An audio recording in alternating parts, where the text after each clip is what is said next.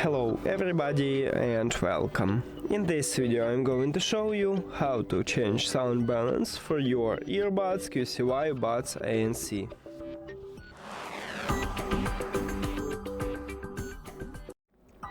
You have to start by open QCY application, and if you add your earbuds to the application you will see the same menu.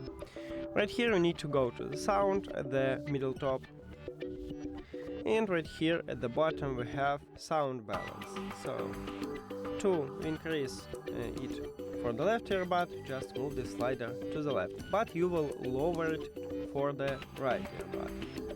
And to increase it for the right earbud, you just move the slider to the right, and you will lower it for the left.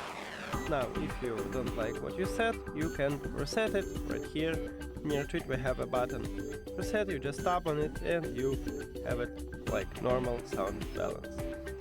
That's it. Thank you for watching this video. If you found it helpful, please consider subscribing to the channel and leave a like on the video. See you later.